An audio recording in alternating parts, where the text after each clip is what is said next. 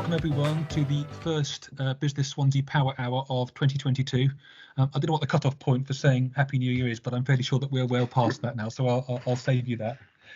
So the nature of these sessions is that it does what it says on the tin. It's to provide you with a short, sharp, snappy insight into a really important business topic, and we provide these every month. So this is the first of our calendar events for this year. I'll hand across to Tony, who's looking after our session, in just a minute. Just a couple of housekeeping bits to start off with, and then I'll hang around the room just to sort of allow you to introduce yourselves, tell us a little bit about yourself, your business, and perhaps what brought you along to the session here today as well. So just have a think about that in the next sort of 30 seconds or so. So in terms of just housekeeping things, this session is recorded and will appear on our YouTube channel, hopefully later today, certainly by tomorrow. So if for any reason you don't want your face to appear on the recording of this, just turn off your camera with a little camcorder icon in the top, and then that will ensure that you're not shown on the recording. If I can ask you to mute your microphones if you're not speaking, there'll be a chance for questions at the end, but just to mute your microphones whilst the speaker has got the floor, just to avoid any background noise. We will be taking questions, but if I can ask you to hold the questions until Tony's finished his presentation. So either you can type them in the chat using the little speech bubble icon at the top throughout there as and when you think of it, or hold them off, and then there'll be plenty of time for Q&A as and when we come back. There's a couple of announcements which I'll do at the end in terms of future events, but I think in terms of housekeeping, that's all. Something I always forget to do, and I've done again, is to introduce myself, and I do this every single time we have these sessions. So my name is Matt Callahan. I'm Economic Development Officer for Swansea Council, along with Steve, who organised the Business Swansea events programme, which include this, a lot of our comms, e-newsletters, which you might have seen. We are hoping, and I was just having this conversation with Tony, to make these events in person at some point going forward. And whilst I don't want to tempt fate, hopefully with the end being in sight of the restrictions, we can take a slightly more blended approach with regard to how we deliver these. I think there's an appetite for online, but it would be nice to see many of you in person going forward. So hopefully we'll have the opportunity to deliver some of these in person in the months going forward, and sort of welcome your feedback on how you feel about that at some point, maybe going forward. So I'll hand out go around the room just in terms of introductions, and then I'll hand it across to Tony, who'll take you through today's session. So in no particular order, I've got the name Cat of the Shared Plate CIC on my thing. I'm assuming that's not your name, but if you just introduce yourselves and tell us who you are. Hi everyone, I'm Kat. I'm from the Shared Plate CIC. We're based in Mumble.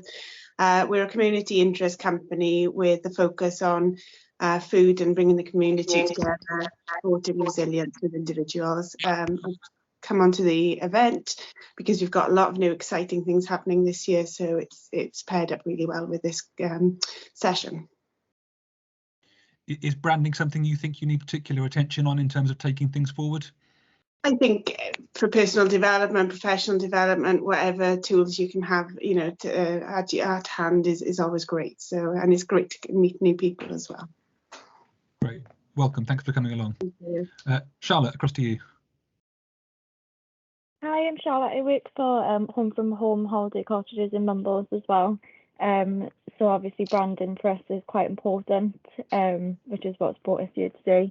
We're actually in the middle of a rebrand at the moment, so this is actually really interesting for us because I don't know if anyone's in Mumbles, but we literally just had our windows changed yesterday, so we've got all nice new branding going out. So it's just going to be nice to see what matches up with that.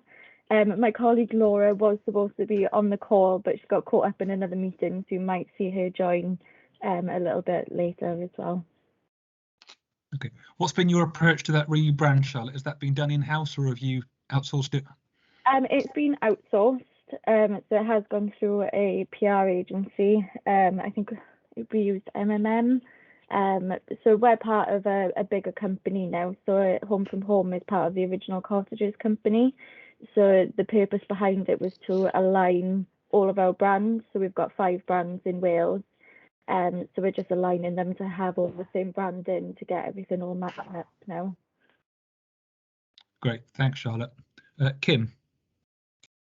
Hi everyone, I'm Kim, based in Swansea. I work for a charity called the CAE, and right now actually we're in the process of buying a building, and it will essentially be a community hub. So there's loads of new things that will be coming up, you know, business opportunities and stuff there in city centre. So I just want to learn more about that. But also, on the other hand, I'm in the process of sort of setting up my own business, which will essentially be sort of like an empowerment company for young people and using personal development tools, online tools mostly, to help young people just navigate. So right now it's just like the planning stages. So I thought this branding sort of session will help, you know, both in my work, but also with the startup that I'm trying to set up. Great, thanks, Kim. Welcome along. Catherine next.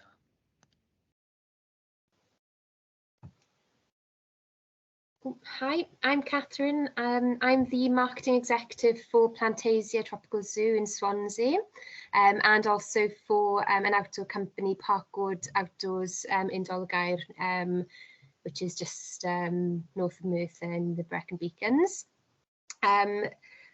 With Plantasia, we're kind of at the moment trying to really grow our awareness that we are actually a tropical zoo and not just a hothouse for plants that obviously it was when it opened over 30 years ago. So we are going through a little bit of a rebranding exercise as part of that to kind of add, you know, we're calling ourselves Plantasia Tropical Zoo as opposed to just Plantasia, and really trying to get the word out locally that, you know, that there's a lot more to see than what people perhaps, you know, think from, you know, how they remember it being so long ago. We're also kind of branching out into products. So we've linked with the fabulous Gower Gin company to do our own gin, which is produced from the lime leaves that we grow in Plantasia, and we've got a lot of other ideas of things that we can be doing in the future.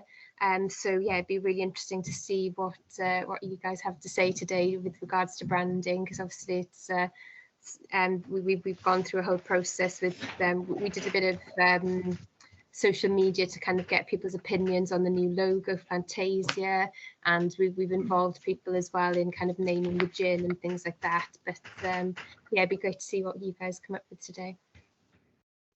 Thanks, Catherine. Lots going on by the sound of it, which is great. Janie, have I got your name right? Yes, that's good. Yeah, that's the right way to pronounce it. Yeah, good morning, everybody. My name's Janie. I am a business owner of Just Stay Wales, which is a short stays management company similar to Home from Home, but obviously very, very small. We started 4 years ago with just a couple of our own properties, and then started to take on some properties for clients, sort of targeting really the high end of the market, 4 or 5 star properties. And we spent the last 4 years really fine-tuning our operation systems and making sure that we're comfortable in how we operate. So when I saw the email for this webinar, I thought, well, absolutely great, because now it's a time, because we've got aspirations to grow, to really go back to basics and look at the brand and opportunities there and see how effective or how well we're sort of currently doing with our website and any other marketing activities that we do, really to set us up so that we can meet our aspirations to grow. So that's it really. So I'm really looking forward to this morning. Good timing, eh? Good. Yeah, great. Good. Thanks, Janie. I've got the name Abu Bakers. Is that?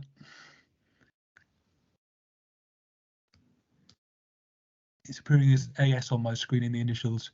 There we are. Look, it's in the chat. My name is, oh, I've lost it. Hold on a second. Right, my name is Sadia. I recently set up a workshop facilitation and public speaking business in the name of Sadia Speaks. I would love to learn more on how to grow my personal brand and communicate my message to my target audience. Fantastic. I'm sure we can help with that today. Thank you. And then finally, last but not least, I've got Mary.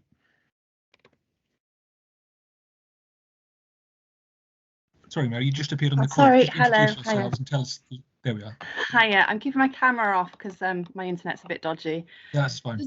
I was late because I was trying to log out of my council Teams and log into my business Teams, but I don't think it's worked. I think as soon as I click a link to a meeting, it goes into my council Teams. I'm not here in this capacity. I really don't know how to fix this problem. I have a business called Fairer Future, which does training and consultancy in understanding and working with poverty. So I have a 3-hour training workshop, kind of helping people understand how poverty is defined in the UK and how it affects people, and what kind of interventions are helpful. I started trading in November, so it's very new. I did work with an artist to develop a logo and a sort of brand look, which I know is important, but I'm not very good at, that whole brand awareness thing. I think is just something that I was hoping to get a bit more insight into. Thanks. Thanks very much. Yeah, I'm sure that logos is something we'll talk about, because people often think that if they've got their brand, if they've got their logo, they've got their brand and job done. But I'm sure Tony will tell us differently. Last but not least, Steve, my colleague from Swansea Council. Hi guys, Stephen Williams, Economic Development Officer with Swansea Council, primarily looking at business support for startups and established businesses. So we're delighted that Tony's agreed to facilitate a session for us today. Thank you. Great, thanks, Steve. So every month we pick on a local business expert to deliver our sessions. Today's no exception. We've got Tony Dowling, Director of Real Inbound Media. It's a Swansea-based business, which is one of Wales' leading inbound marketing agencies. Tony helps businesses and individuals understand what is actually blocking their sales performance and work, with a view to help them overcome these blocks. He's got 30 years experience in leading sales, marketing and digital media teams to success, and his mission is to help you benefit from that experience. Tony's worked all over the world as a sales consultant and is a fellow of the Institute of Sales Management. So who better to take today's session than Tony, who I'll hand across to you now. Tony, all yours. Thank you very much. It's lovely to meet everybody, and it's really interesting to hear your perspectives. It's a great move, Matt, I think, to ask what people are hoping to get out of this, because it sort of illustrates one of the main problems we come up against when we start to talk brand. I'm just going to share my screen. It's for me. There's nothing really to see, and there's certainly no notes to take. But it'll just help me sort of structure what I'm going to talk about. It's useful if you can see that as well. So it's just a very quick PowerPoint. I promise there's not death by PowerPoint. And we'll probably take about 20 minutes maybe to go through each of the slides. And I understand, as Matt said, maybe we'll take some questions afterwards. But I'm going to touch on these three points, these three aspects. What indeed is a brand? And that plays to what we all talked about when we came in. And do you actually need one? It's a fairly controversial question that we ask to a lot of, especially small businesses that we speak to. A lot of small businesses waste a lot of time and worry. They spend a lot of time worrying about what they should be doing around, inverted commas, marketing, and that includes branding. You know, what we should be branding, and then, as is always the case of good presentations, I've stolen some other stuff off somebody else to round off, and those are something called The Immutable Laws of Branding. It's a brilliant book called The 22 Immutable Laws of Branding by Al Rees and Jack Trout. It's quite an old book now, actually, certainly pre-internet. But if you fancy grabbing a copy, it's a good read, and it very much gets into that whole logo type and colors and all those kinds of things as well. I'm probably not going to touch explicitly on those bits before that. I'm going to get a bit more basic, a bit more fundamental. I'm actually going to I'll give you a clue to my answer there. I'm going to immediately break the rules, if I can, that Matt set, and I'm just going to ask, and you're quite welcome to put it in the chat or to speak up very quickly until we get onto the next piece. What is it that you think a brand is? What is a brand? When somebody asks a question, what do you think, and how does it particularly pertain to your business? Would anybody like to speak up just really quickly? I guess what you represent really as an organisation. Yeah. In some terms. Yeah, it's sometimes called your position, isn't it? You know, what is it you do? What problems do you fix? That's good. Yeah, it's cool. Kat, I can see you, so I'm going to pick on you. From the shared plate, what do you think a brand is? Your identity, how you represent your values, your ethos, you know. Cool, really good. Anybody else? Mary or Charlotte, Kim, Kath, Sadia? I was thinking, show what you stand for, maybe. What you stand for. Excellent. Excellent. Okay, so thank you for that. It gives a good insight. And the reason why I ask is because when you come on, you all said the reason why you were here. And there were a lot of different things covered. And a brand means a lot of different things to a lot of different people. To some people, it's what we call a communications brand. So that could be the way your logo, it could be your colors, the website design, and so on and so on. Some people it's your brand values, or what you stand for, what we more specifically call your position, if you like, your position in the marketplace. But a brand is a really subtle and nuanced thing. And the brand's actually grown up over years and years and years. And we've always worked with brands. We've always understood brands as human beings, as something else. And I like to describe a brand as follows. I like to describe the brand as a badge of reassurance. Okay, what your brand stands for is all the things that we've just been talking about. But the idea of a brand, to bring it back to business, to give it a point, if you like, is to reassure your customers about yourselves, whether that is through they remember your logo, whether that's because they align with your values, whether that's because they recognize you from the brand awareness work that you've done. But the point is, a brand isn't those things, and it is those things at the same time. But a brand is more than that. And I like to think of a brand as a badge of reassurance. In other words, in many cases, why somebody will buy from you in the first place. Okay, so it's not just about your sales promotion, it's not just about your marketing, your advertising, it's not just about your discounts or anything else. It's about your brand, it's about you, it's about who you are. And the first question we ask is, do you actually need one? And I mentioned, particularly for small businesses, it's sometimes something to think about. We used to say back in the newspapers, when I ran the Evening Post 5-6 years ago, and I worked in radio and various other things, we used to say national, as in national advertising, national marketers sell the what, and local sells the where. Okay, so if you're going to, a brilliant example, if you've got a car manufacturer like Ford national ads, Ford on telly, posters, and on online. Ford sells what the Ford brand is about, whatever that actually is, right? And then CEM days in Swansea say, hey, if you want to buy a Ford, buy it from us. So in that case, the big umbrella, and some of you are part of bigger businesses, the big umbrella looks after the brand. And actually all your job is going to be is to say, well, if you want that thing that you're identifying with, just come in and buy it from us. And it's not actually worth expending energy on creating a brand that somebody else has already created. And ultimately, what we're trying to do is give ourselves a position on this, what we call a price differentiation continuum, right? It's a line, an endless line either way. And all businesses trade on one side or the other. You either trade on the fact that you're cheaper than everybody else, or you trade on the fact that you're different. If you're different, then the brand is really, really important to you. The brand is super important to you because that's the difference itself. That's how you illustrate and how you magnify, amplify your difference. If you're cheaper than anybody else, then that's your brand. Your brand is just that you're cheaper.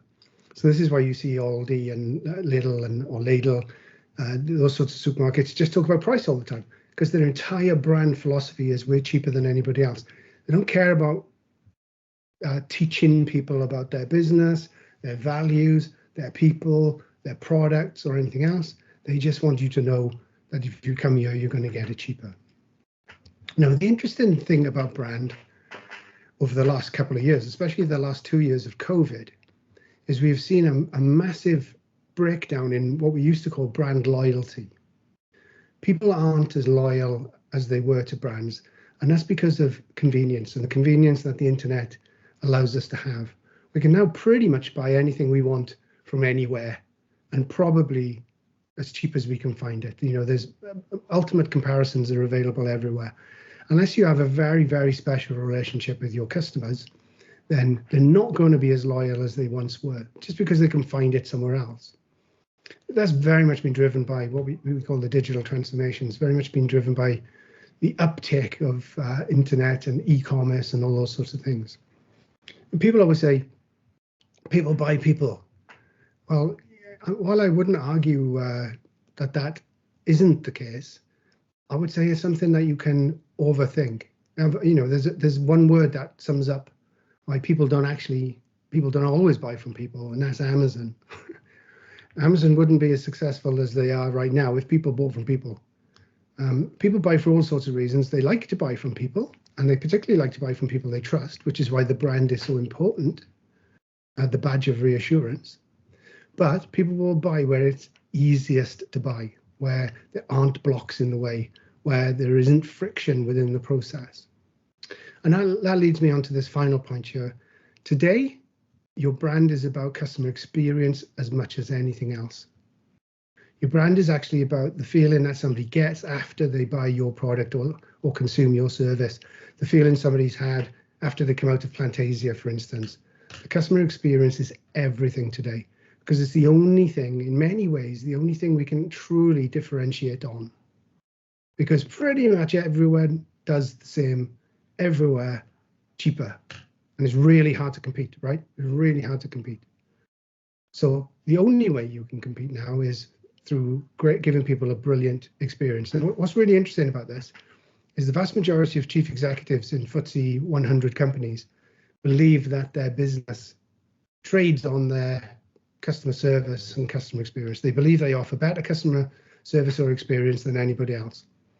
Something like half of FTSE 100 chief execs believe this to be the case. But something like 80% of consumers pretty much feel like customer service is generally poor. That's a scary thought. Most people think most of the customer experience they undergo is poor, and that goes for everything. You know, that goes for supermarkets, that goes for leisure, that goes for venues, and so on and so on. Generally speaking, people think they've had a poor customer experience.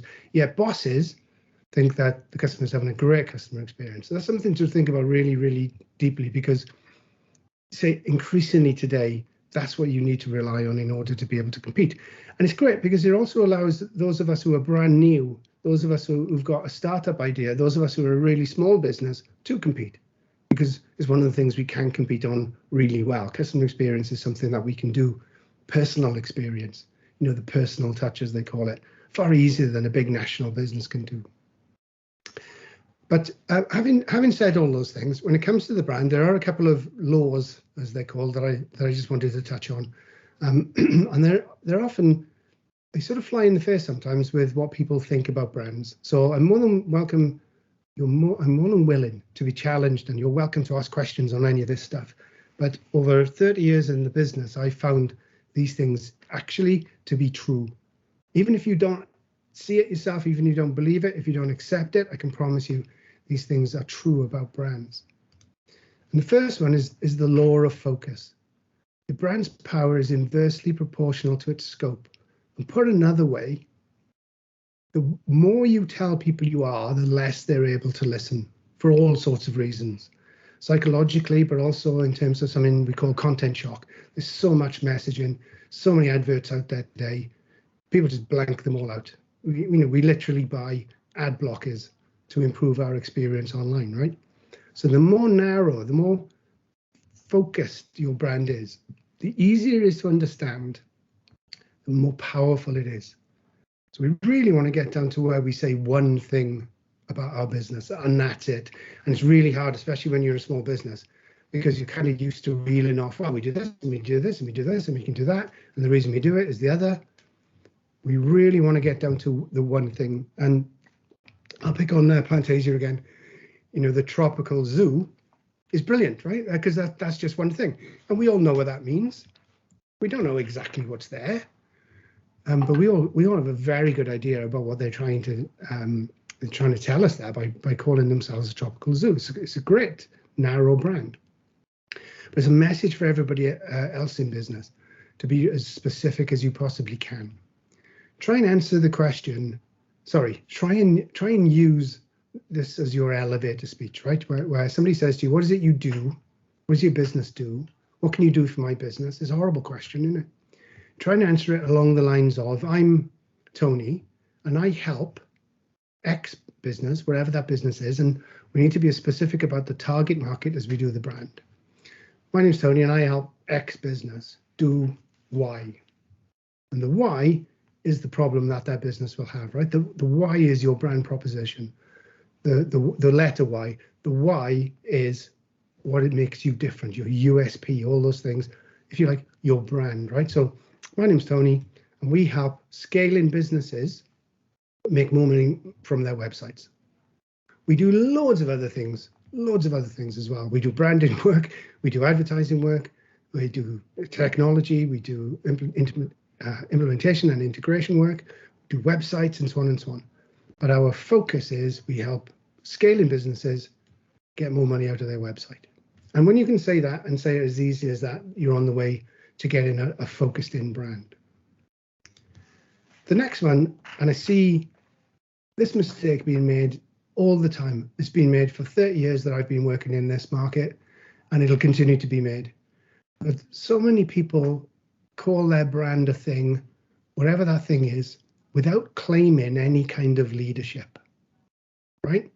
It's better to be first than it is to be better. Think about that for a minute. It's better to be first into a category or into a market than it is to be better. The law of leadership. Try and claim a leadership position. So Wales is #1 tropical zoo sounds a lot better than, Plantasia Tropical Zoo. Wales is first, biggest, best tropical zoo because of the leadership claim. And leadership claims can be all sorts of things, right? They can be fastest, biggest, best, cheapest. Cheapest can be, you can be a cost leader. When you're going to say best, you have to be really cautious because you have to be able to back that up. But try to think of what it is you lead, where you lead, what is it you're best at? Because the law of the category tells us that if you can't be first, you can't be a leader where you are, find a new category to be first in. This is sometimes called product development and sometimes called market development, right? Have a think about what is it you do. If you're not the leader in that category, is there an adjacent category? Is there something else that you can do that you can be first in? And can you shift, or we sometimes call it pivot in business. Can you shift so you are the #1 in that? If you think about the big businesses in the world, one of the things you'll start to notice, well, you will now after I've said it, there's only really space in our heads for one category leader, okay? I won't ask you to come off mute again, but can anybody think of anything that's anywhere close to Facebook when it comes to social networking? There's only one Facebook. There's no room in the category for another Facebook. And you can mention a couple of other social networks maybe, and you can look at Instagram, which is #1 for what it does. It doesn't do exactly the same thing as Facebook, and in fact it's so good that Facebook bought it. And maybe you could look at Twitter, which is #1 in what they call microblogging, another associated category. So those are examples of people who looked at Facebook and said, we can't beat them. We can't. They have 2.7 billion users. They make 60 billion profit a year or whatever it is. We can't beat them. We can't compete with that. So is there a category that we can be first in? And Twitter went microblogging. Twitter didn't start off as Twitter. It started off as an in-house communications app. That's what it was all about. And then they realized it was a brilliant way just to fire out random thoughts. Instagram was just nice pictures. And there are podcast versions of social media. Those are all very, very specific categories that people have been able to move into to be first in. It's a really important thing to think about. If you haven't got a leadership position, can you get one somewhere else? Things like we do this and we do that and we stand for the other, they don't mean an awful lot to people. They sort of go over people's heads. What we call advertising cliche. But leadership claims stand out. We remember who the best is or who the biggest is. But the interesting thing is, you don't actually have to be the best to be perceived to be the best. So this is the next law, what we call the law of perceptions.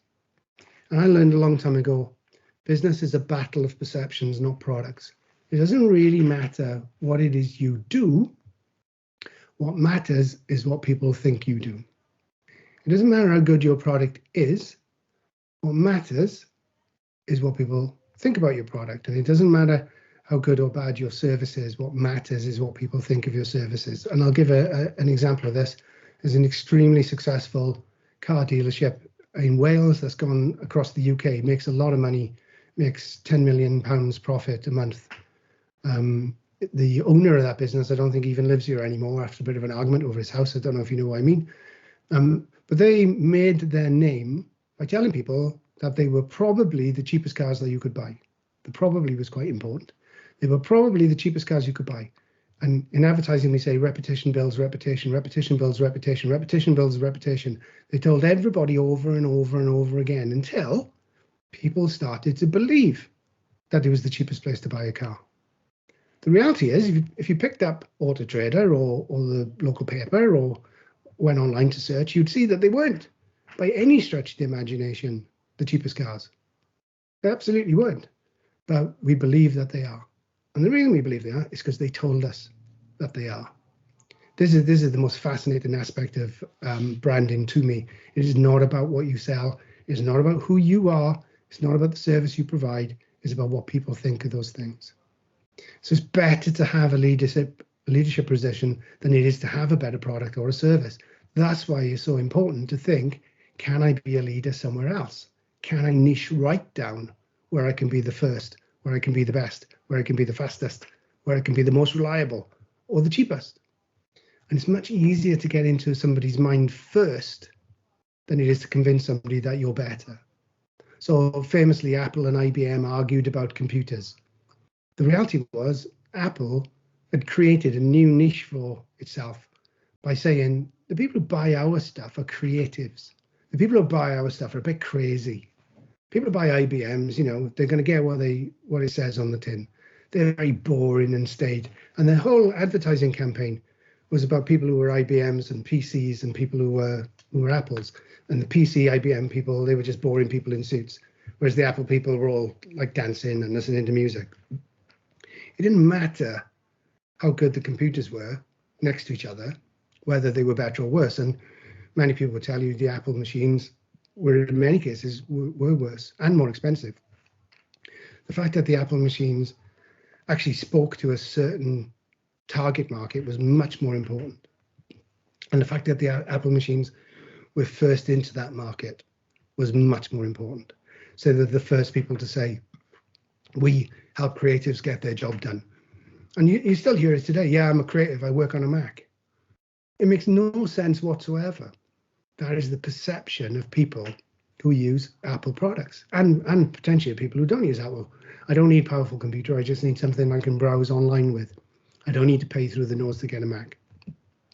Those thoughts themselves, what you have to realize is, rather than trying to fix that in your business, we need to attract those people as well, you do the opposite. You move as far away from those people as you possibly can, and you just play to your audience itself. And that's the final law, the law of the mind. As I said, there are a lot more. There are 22 immutable laws, and it's well worth reading. But I picked these just to get us going. It's better to be first in somebody's mind than first in the marketplace. It doesn't matter how good you are, how big you are, or anything else. If you're first in the mind, you're going to win. Very famous advertising campaign by a company called Avis, who are a car hire company, and they were fighting against Hertz in the US, and their campaign was, we're number 2, so we try harder. And everybody thought, well, that makes sense. They're just this big, faceless, uncaring corporate. Avis are number 2, they try harder. They're trying to pull down the leader. In fact, Hertz at the time were 5th or 6th in the market. They were nothing like 2nd in the market, but you could get away with that those days in advertising. But gradually they climbed up because that message stuck in people's mind. if you can get a message and a position, if you can be the Facebook of your niche, of your category, if you can be the Apple of your niche, if you can be the Avis cars in your niche, then it's better than being the best in the market. It's better than having the most important products. It's better than having better terms. It's better than being able to offer discount and so on and so on, because business is actually a battle of perceptions, not products. And your brand is about people's perception of your business, a badge of reassurance. Okay, I think that's it for the slides. It'd be great if we could open it up perhaps and have a bit of a conversation. If anybody does want to talk after this, by the way, and you want to grab a screenshot there, my email or my mobile number, I'm more than happy to do that if we don't get time to finish. But I'll stop sharing now, and maybe we can have a talk about some of the things that we explored there. Great, thanks, Tony. That's a lot to think about there. Certainly, I mean, even as a council and a business support function, we have our own brand that we utilise that we think. Well, I think maybe we've got right, but I'm sure that there's elements of it that we haven't. So lots to think about. Happy to take questions or open it up for a general discussion. If you have got a question, if you can just stick your hand up using the little wavy man symbol on the top there, and I'll come to you. But Steve, I can see your hand gone straight up, so I'll come to you first. Yeah, I'll kick off proceedings, Tony. Very, very interesting, I have to say. I was quite taken with that Avis story there, and how they basically looked at everyone loves an underdog, don't they? You know, exactly. And they've sort of looked into obviously just general human nature, and they've thought, right, it's clever. It's like, yeah, we put that in, and everyone loves an underdog. They'll back the underdog rather than a favourite, won't they? So what I want to ask you was just a couple of the best examples you've seen on the on like the narrow branding you were talking about. You know, pinpointing that sort of target market. Just a couple of examples. So I find examples really illustrative, really. Yeah, it's a really good question. And my answer to that question used to be, and this is a really interesting one. I haven't quite got my head around myself, right? Which just proves that you never know everything, right? You're always learning. But BMW as a brand used to be about performance, right? That was the whole thing. It was the ultimate driving machine. That was their strap for ages and ages. And you can see, and something similar in Audi. They have the Vorsprung Dirk technique, which forward through technology. So those are very narrow brands. Interestingly, BMW have kind of moved away from that to offer a car, it seems, in every segment, which is really interesting. So I'm not sure they still are performance cars. I'm not sure people still think of BMW as performance, more perhaps quality and what have you. And Mercedes, another good example, where they used to stand for quality and probably do now again. They went through a phase a few years ago where they moved production of the cars to America. I was unfortunate enough to have a Mercedes that was built in America, and it was crap. It just didn't live up to what you thought the brand experience was, and they suffered dramatically from that. They suffered absolutely dramatically from that. And another thing that goes hand in hand with that is the consistency of your messaging. Whenever you do have that narrow focus, and Coca-Cola would be a brilliant example of this. So Coke really kind of captured the feel good. Drinking Coke makes you feel good, right? It's not about the sugar or initially about the magical ingredient, which is rumored to have been cocaine, if you remember. They actually managed to associate themselves with an emotion. And even more clever, they associated themselves with Christmas. I mean, how many people say it's not Christmas until I see the Coca-Cola ad? Every time I hear that, I just think, God, I wish I'd come up with that. It's the ultimate expression of marketing, right? But at one point, Coke, in their wisdom, Coke said, we've cracked it. We're number one by such a distance. We don't have to bother with all this nonsense anymore. Just save a bit of money. Just stop telling people these things. And sure as eggs is eggs, within 6 months, Pepsi had knocked them off the top. Because Pepsi had started telling people, taste the difference. Pepsi had started saying, we're different from Coke. We're absolutely different from Coke. And just kept, repetition builds reputation, kept drumming that message in. Coke had ceded the floor. And as strong as their messaging was, and as much as they owned what they owned, They lost it, and it's taken them a long time to get back up. McDonald's is another superb example. I mean, you know, what does McDonald's offer? Well, they don't actually sell food. Well, they do sell food, clearly, but they offer convenience. You know, the whole business model for McDonald's is, and they were first to adopt drive-throughs, you know, call in, fast food, get your food. It's going to be the same wherever you go. If you're in the one in Port Talbot or the one in Llanelli or the one in Neath on the A465, same experience, same food, tastes the same. People look the same. They'll all deal with you exactly the same. But it's about the convenience. It's about being able to run in, run back out, drive in there on my bike, park up, have a cheeseburger or wherever it is, go into the drive-through, grab a drink, grab some lunch, and you're off. You know, so that's McDonald's position. So those are really, really narrow positions, and some of them aren't about the product at all. They're about that feeling. They're about that vibe. They're about that reassurance. You know. You're talking about car brands. If there's a car brand and a feature that's, I put two things together, it would be Volvo and safety would be the one that sort of springs to mind straight away. And that was something they played on heavily in the 80s and 90s, I guess, when car safety wasn't such a given. I guess they probably sort of lost their place in that market a little bit now, because the world of car safety is just like assumed, basically, isn't it? That's where you are.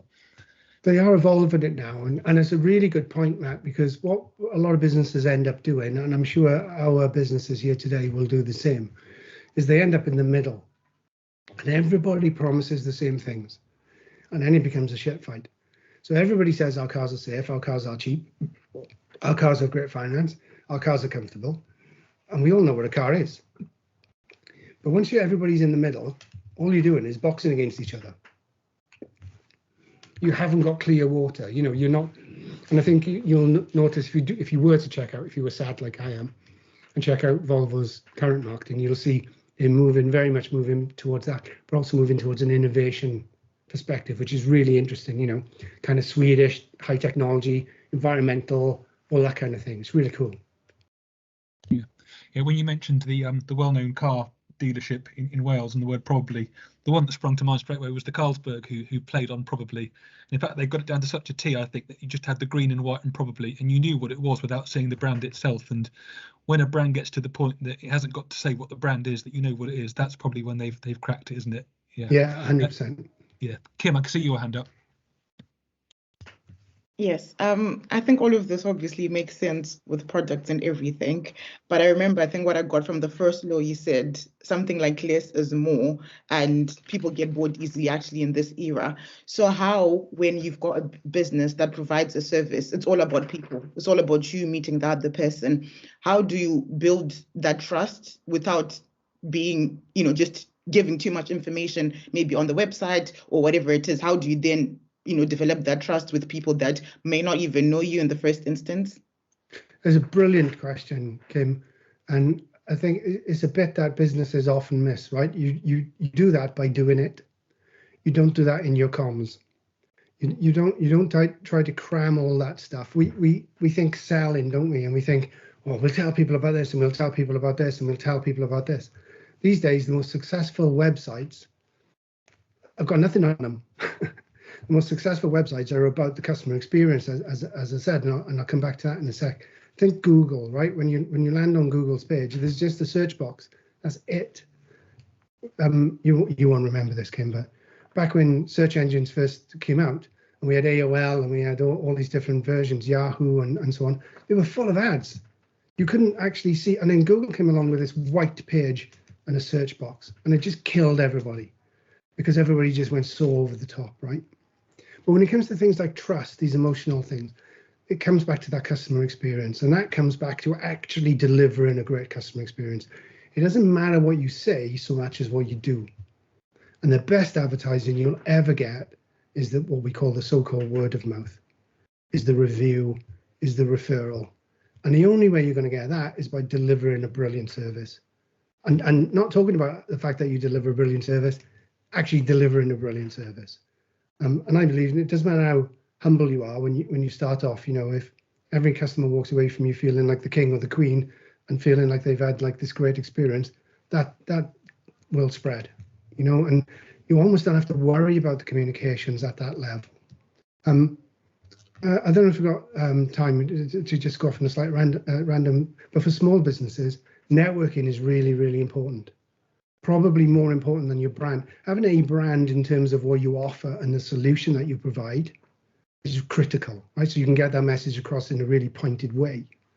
But actually networking, and by networking, I mean finding the people who want to buy from you and hanging out with them, whether that means online, on LinkedIn, or in a room over breakfast, is more important than worrying about some sort of communication strategy, because you don't have enough money for it. You don't have enough money to do it properly, and you're going to make mistakes anyway because you don't really know what the business is, and you're going to pivot the business and so on and so on and so on. But to answer the question, how do you do it? You do it by doing it. Great question. Tony, before we let guests into the room, we were sort of talking about the impact of COVID and how businesses have had to pivot. And every business has had to pivot during COVID, some for better, some for worse. The majority have found it difficult. And I guess during that process, it's forced people to think about their brand, their customer base. And there probably isn't a sort of set answer to this, but how often should businesses be looking at their brand and sort of thinking about what it represents in terms of where their place in the market is? There's a great group. That's another brilliant question. So there's an old saying in advertising, in marketing, when you're bored with your logo, it's probably starting to work. So one of the things you've got to worry about when it comes to your own stuff, and when designers start getting itchy about the fact that it's stale or it needs a refresh and so on, is whose perspective is that? If that's your perspective because you look at it every day, if it's your perspective because you unnaturally obsess about it, that's one thing. If it's your customer's perspective, that's quite another. And if your customer doesn't think your brand is working, or for a fact that they're not getting your brand message, or your brand message has in fact changed, then yeah, that's time to have a rethink. But assuming you got it right in the first place, the only reason to change it is because you're slipping, is because you're potentially moving down the sales league or whatever else it is, and people can stop seeing a brand sometimes. We go blind to it. But as we said, think about the law of the mind, the familiarity. The whole point of Coca-Cola's advertising, and the whole point of lots of FMCG advertising, fast-moving consumer goods, so supermarket goods, Persil and Ariel and all those things. The whole point of that advertising is when you go into the supermarket and you see the package, you see the product, you recognize it. That's the whole point. Because we know human psychology is, I recognize that, I trust that, it's easy if I'm going to buy it. And that's why supermarkets put their best-selling products at the easiest place to reach. They don't put the best-selling product up on the top shelf or down on the bottom. They put it right there at eye level. And in fact, they often fight with their suppliers, because Tesco's are especially good at this. They put their own version of the product in the hot seat and move the best sellers down, just so they could force uptake in their own sales, So that's the whole point. Advertising at that level is with the awareness and then the direct response. And the direct response is, you know us, you've heard about us, we've repeated our message, and repetition builds reputation, repetition builds reputation, repetition builds reputation, and along comes the sales promo. Bang. Buy now for this reason. Get one, buy one, get one free. Oh yeah, I know Coca-Cola. You can't go wrong with Coke. You can't go wrong with a BMW. You can't go wrong with a Mercedes. You can't go wrong with a Ford, and so on and so on and so on. It's tempting to tweak a logo, isn't it, in terms of thinking that's the solution. But if you look at Coca-Cola, I'm guessing that really hasn't changed for, I don't know how old Coca-Cola is, but they probably tweaked it ever so slightly. But yeah, fundamentally, it certainly evolved.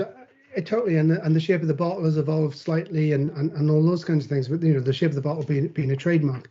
But people often think, I need to rebrand, right?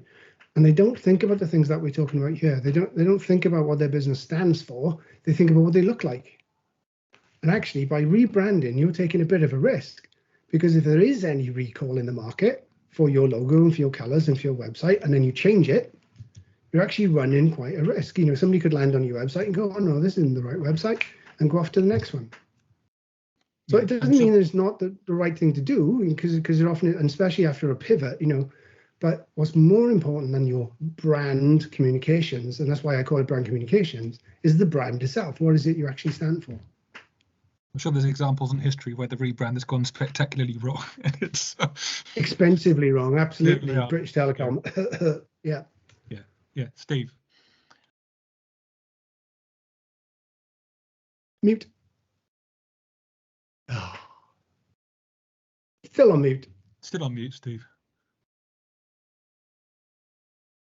Sorry, guys.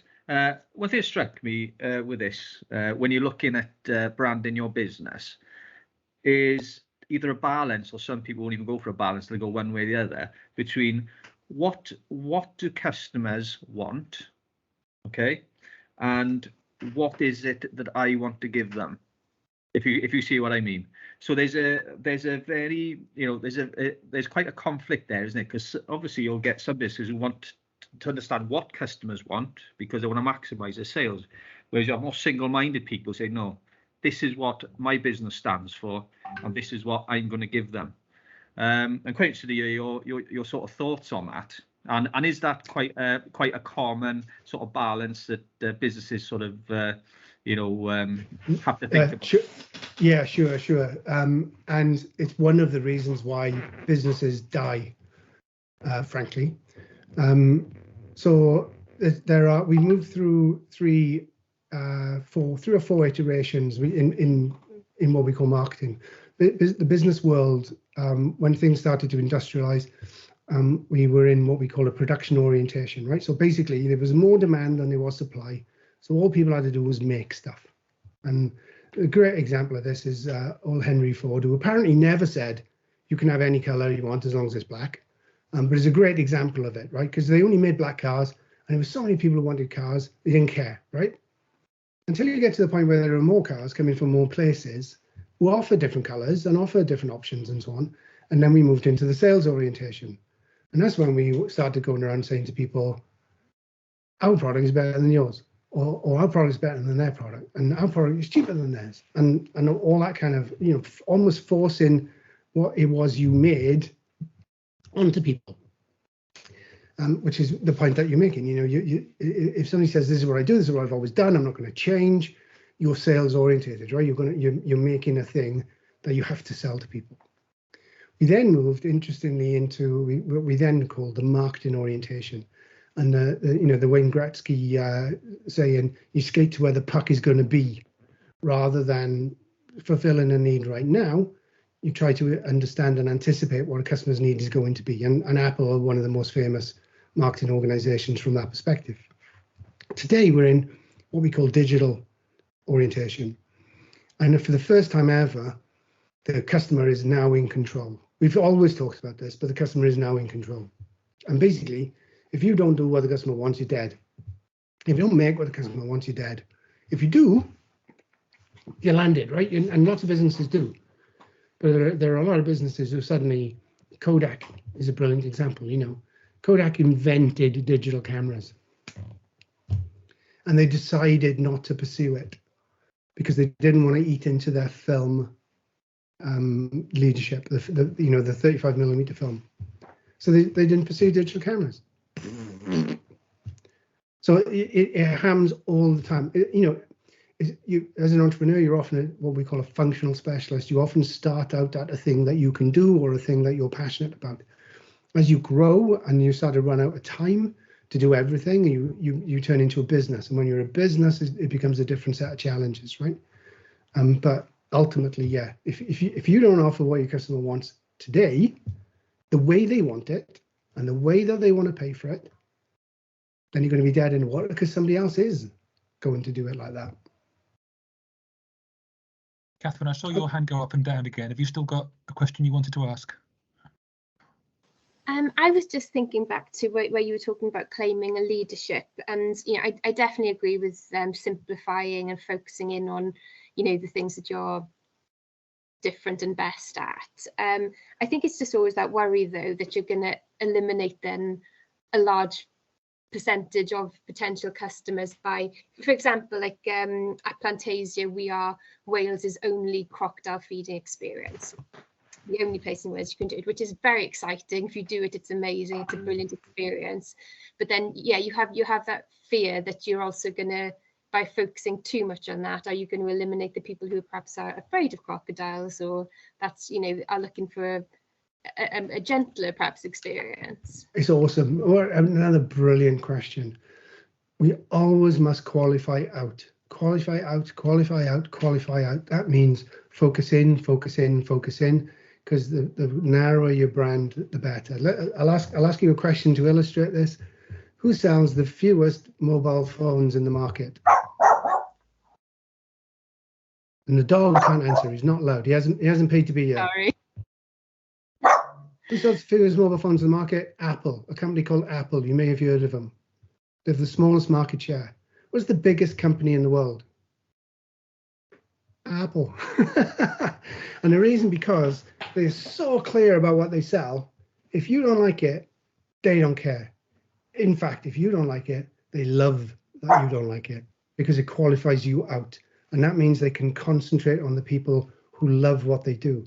There's a saying, it's better to have 100 people who love what you do and 1,000 people who think you're okay. So some of the things, we forget things like people have got a bit of a brain on themselves, right? If you're a tropical zoo and you're the only place to see crocodiles, the chances are you've got other animals there as well. So your message is getting through because it's so narrow, but it's not actually excluding other people. Do you really want to stand in front and stop people who aren't interested in coming to see the crocodiles from coming into your business? Well, clearly not. You would never do that, not in a million years. And people know that, They'll be like, well, that's interesting, isn't it? Well, I don't like crocodiles. Well, maybe we should see what else is there, sort of thing. The reason that the narrow message benefits so much is because it cuts through, because it gets into the head, and that's what we're talking about, right? Because business is a battle of perceptions, not a product. And of course, for a business like yourself as well, you think, particularly seasonally is useful. You can have a number of those leadership positions, and you can talk about a number of them over a period of time. So you could talk about crocodiles one day, you could talk about plants another day, maybe not literally Monday and then Tuesday. You'd have a campaign about crocodiles, for instance, in, I don't know, crocodile season, if there is such a thing. And then, something about the gift shop, whatever. So the individual aspects of your brand can all be brought up independently. But the leadership is the thing most people miss for exactly the reason, Kath, that you've just said. People are afraid if they narrow too much, they're going to miss people out. And then the opposite is the case. The wider you go, the less attractive you are. Okay, thank you. Brilliant questions. We're at 11 o'clock. We're going to go about a minute over, which destroys my brand of getting this done strictly in 60 minutes, but we are where we are. Thanks ever so much, Tony, for today. That's been absolutely fantastic in terms of not just the presentation, but the really useful discussion that followed afterwards. So thank you ever so much. That's been really, really useful. I mentioned at the start this session was recorded. Please do go back and have a look at our YouTube library. We've got all of our existing sessions, not just from the Power Hour, but from the Startup Enterprise Club as well. There's about 10, 15 videos on there now, all of which are on really useful topics. If you find the time, do go back and have a look at that library, because there's some really useful resources on there. In terms of future events, the next Power Hour will take place on 24th of February, Thursday again at 10 o'clock. And the subject for that is making your business funding ready. So if you're looking to come into funding, grant applications, that sort of thing, loans, that sort of thing for your business, do's and don'ts of how to be successful in getting money into your business. Steve, you okay to do a quick minute or so on the Startup Enterprise Club? I'm throwing this at you live. I'm sorry, I've not warned you I'm going to do this. No, it's right. Yeah, we've got for the Startup Enterprise Club, we tend to sort of market that to obviously startups and sort of new businesses, but anyone can really attend if it's a topic that they that they think is going to be beneficial to them. So the next one we've got actually could be useful for you guys, and it's a little bit related. On the 10th of February, we've got Rebecca Wade from Purple Dog coming in to do a session on getting started with Instagram. So if you are looking to sort of utilize that social media platform to promote your business, and it's something that you're quite new to and you want to know a bit more about it, by all means have a look on our Eventbrite page, and you'll see the link to actually join that. So we'll be holding monthly sessions going forward for the Enterprise Club, so keep your eyes peeled on all the other topics that are going to be forthcoming as well. Thanks, Steve. What I'll do is I'll ping around an email a little bit later this afternoon, giving you the link to this video. So if you didn't get everything down, a link so you can go back and watch bits of it again, along with our future events calendar, and also really importantly, the sign up to our business e-news, because that's the best way for you to hear about not just events that we've got coming forward, but business support, funding, grant applications, that sort of thing coming forward. So I'll ping that around. So I will wrap it up there. Thanks again to Tony, and thanks to all of you for coming along today. Thanks very much. Absolute pleasure. Thanks, guys.